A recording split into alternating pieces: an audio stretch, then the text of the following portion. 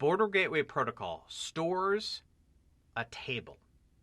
This table is all of the routes that we are advertising, potentially that we're sourcing, and those that we have received from our neighbors. To view this table, we use the command show IPBGP. This is a core BGP verification command. There are codes up at the top. We can see our version, which increments when things change, our router ID, which doesn't really impact us too much. Suppressed. For instance, if I am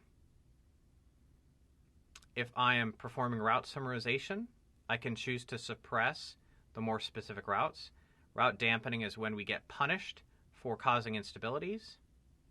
We won't get into history at all. Star. We need to understand that when we see star, that could be used. Ooh, wait a minute. Not all of these have a star. They have an R next to them. R says rib failure. Now, is that when you get punched and you get a rib broken? No. The rib is the routing information base. And a rib failure indicates that for some reason you can't use it. For instance, you might not know how to get to the next hop IP addresses that are in the table.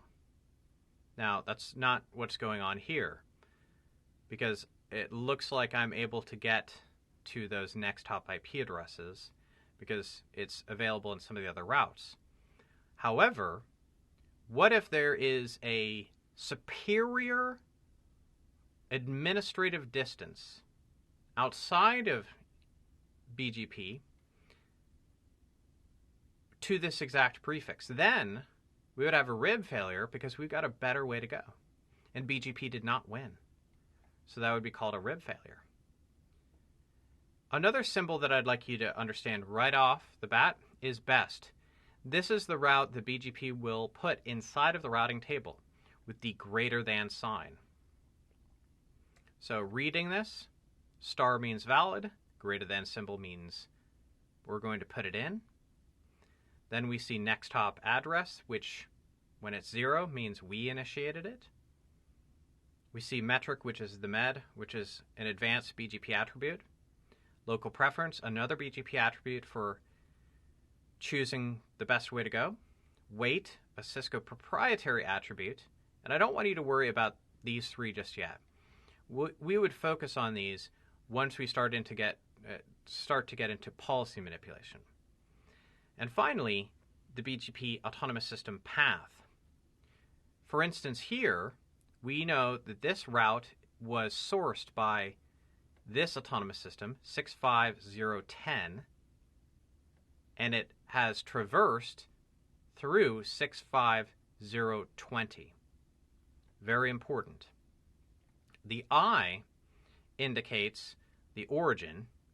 An origin code of I indicates a network command injected the route into the BGP process.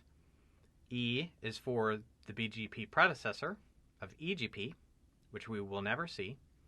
And question mark indicates that the route was redistributed into BGP.